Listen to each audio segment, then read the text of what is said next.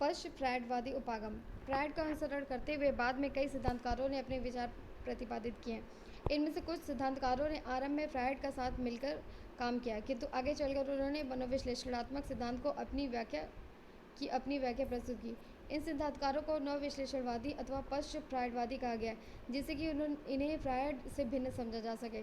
इन सिद्धांतों की विशेषता यह है कि इनमें ईड की लैंगिक और आक्रामक प्रवृत्तियों की भूमिका और अह के संप्रदाय के विस्तार को कम महत्व दिया गया। इनमें स्थान, सृजनात्मकता, क्षमता और समस्या समाधान योग्यता जैसे मानवीय गुणों पर बल दिया गया है। इनमें से कुछ सिद्धांतों का सापेक्ष में नीचे वर्णन किया गया है।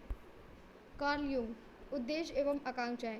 आरंभ में युंग ने फ्रायड के साथ मिलकर काम किया, किंतु बाद में फ्रायड से वह अलग हो गए। युंग ने यह देखा कि मनुष्य काम भावना और आक्रामकता के स्थान पर उद्देश्यों और आकांक्षाओं से अधिक निर्देशित होते हैं। उन्होंने व्यक्तित्व का अपना एक सिद्धांत प्रतिपादित किया, जिसे विश्लेषणात्मक मनोविज्ञान एनालिटिकल साइकोलॉजी कहते हैं। इन सिद्धांतों का आधारभूत अभिनय यह है कि व्यक्ति के व्यक्तित्व में प्रतिस्पर्धा शक्तियाँ और एवं संरचनाएं, जिनका संतुलित होना आवश्यक है, कार्य करती हैं, न कि व्यक्ति और समाज की मांगें अथवा वास्तविकता के बीच कोई द्वंद्व होता है। युंग ने दावा किया कि एक प्रकार का सामूहिक अचेतन कलेक्टिव अनकॉन्शियस होता है, जिसमें आद्य रूप आर्किटाइप अथवा आद्य प्रतिमाएं होती हैं। ये व्यक्तिगत स्तर पर अर्जित नहीं की जाती, बल्कि वंशागत होती हैं। ईश्वर अथवा धरती माता आद्य प्रारूप के अच्छे उदाहरण हैं। आद्य प्रारूप मिथकों, स्वप्नों और मानव जाति की सभी कलाओं में पाए जाते हैं। युंग का यह विचार था कि आत्म एकता और एकात्मकता के लिए प्रयास करता है। यह एक आद्य प्रारूप है जिसे व्यक्ति तरीकों से अभिव्यक्त किया जाता है, विभिन्न तरीकों से। विभिन्न परंपराओं में ऐसी अभिव्यक्तियों का अध्ययन करने के लिए युंग ने काफ़ी प्रयास किया। उनके अनुसार एकत्व और संपूर्णता को प्राप्त करने के लिए एक व्यक्ति को उत्तरोत्तर अपने व्यक्तिगत और सामूहिक अचेतन में उपलब्ध प्रज्ञान के प्रति जागरूक होना चाहिए और इसके साथ संगत भाव से रहना सीखना चाहिए। कैरन हार्नी, आशावाद। हार्नी फ्रायड की एक अन्य अनुयायी थी, जिन्होंने फ्रायड के आधारभूत सिद्धांतों में भिन्न एक सिद्धांत विकसित किया। उन्होंने मानव समृद्धि और आत्मसिद्धि पर बल देते हुए मानव जीवन के एक आशावादी दृष्टिकोण को प्रस्तुत किया। हार्नी का प्रमुख योगदान इस बात से है कि उन्होंने फ्रायड के इस विचार को कि महिलाएं हीन होती हैं चुनौती दी है। उनके अनुसार प्रत्येक लिंग के व्यक्तियों में गुण होते हैं, जिनकी प्रशंसा विपरीत लिंग के व्यक्तियों को करनी चाहिए, तथा किसी भी लिंग के व्यक्तियों को श्रेष्ठ अथवा हीन नहीं समझा जा सकता। प्रतिरोध स्वरूप उनका यह विचार था कि महिलाएं जैविक कारकों की तुलना में सामाजिक एवं सांस्कृतिक कारकों से अधिक प्रभावित होती हैं। उन्होंने यह तर्क प्रस्तुत किया कि मनोवैज्ञानिक विकार बाल्यावस्था की अवधि में विशुद्ध अंतर्वैयक्तिक संबंधों डिस्टर्ब इंटरपर्सनल रिलेशनशिप के कारण उत्पन्न होते हैं।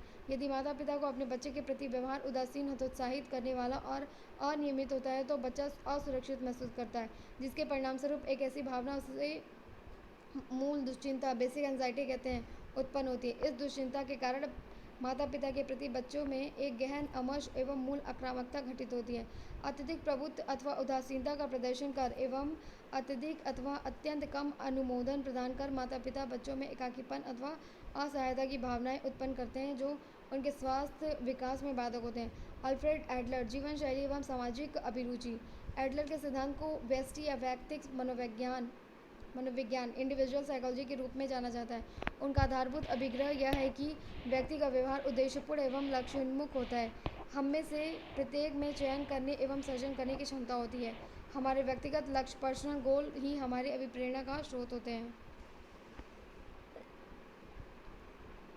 जो लक्ष्य हमें सुरक्षा प्रदान करते हैं और हमारी अपर्याप्तता की भावना पर विजय प्राप्त करने में हमारी सहायता करते हैं, वे हमारे व्यक्तित्व के विकास में महत्वपूर्ण भूमिका निभाते हैं।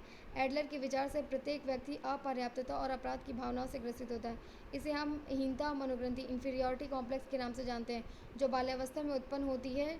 इस मनोग्रंथि पर विजय प्राप्त करना इष्टतम व्यक्तित्व विकास के लिए आवश्यक है। एरिक फ्रॉम, मानवीय महत्व। फ्रायड के सिद्धांत की जैविक उन्मुखता की तुलना में फ्रॉम ने अपना सिद्धांत सामाजिक उन्मुखता के संदर्भ में विकसित किया। उन्होंने मनुष्य को मूल रूप से सामाजिक प्राणी, सोशल बीइंग माना है, जिसको दूसरे लोगों से उसके संबंधों के आधार पर समझा जा सकता है। उन्होंने यह तर्क दिया कि समृद्धि और क्षमताओं की उपलब्धि जैसे मनोवैज्ञानिक गुण स्वतंत्रता के इच्छा, डिज़ायर ऑफ फ्रीडम और न्याय तथा सत्य के लिए संघर्ष, starving for justice and truth के परिणाम स्वरूप उत्पन्न होते हैं। फ्रॉम का विचार है कि चरित्र विशेषक व्यक्तित्व दूसरों के साथ हमारे होने वाले अनुभवों से विकसित होते हैं। एक समाज विशेष में जिस प्रकार की रीतियाँ और प्रथाएं अस्तित्व में होती हैं, वही समाज की संस्कृति को स्वरूप प्रदान करती हैं।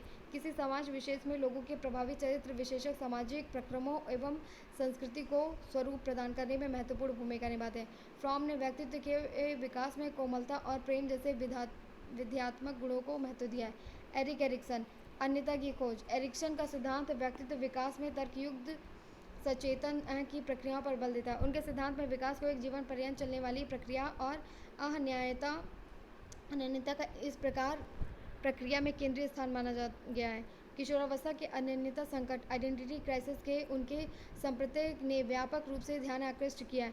एरिक्सन का मत है कि युवकों को अपने लिए एक केंद्रीय परिप्रेक्ष्य और दिशा निर्धारित करनी चाहिए जो उन्हें एकत्व और उद्देश्य का सार्थक अनुभव करा सके। मनोगतिक सिद्धांतों के अनेक दृष्टिकोणों से आलोचना की गई है। प्रमुख आलोचनाएं निम्नलिखित प्रकार से हैं। ये सिद्धांत अधिकांश व्यक्तियों अध्ययनों केस स्टडीज़ पर आधारित है जिसमें परिशुद्ध वैज्ञानिक आधार का अभाव है। इनमें कम संख्या में विशिष्ट व्यक्तियों का सामान्यीकरण के लिए प्रतिदेश के रूप में उपयोग किया गया है। संप्रत्य उचित ढंग से परिभाषित नहीं किए गए और वैज्ञानिक परीक्षण के लिए उनको प्रस्तुत नहीं किया जा सकता। फ्रायड ने मात्र पुरुषों का मानव व्यक्तित्व के विकास में आदि प्रारूप प्रोटोटाइप के रूप में उपयोग किया है। उन्होंने महिलाओं के अनुभव एवं परिप्रेक्ष्यों पर ध्यान नहीं दिया।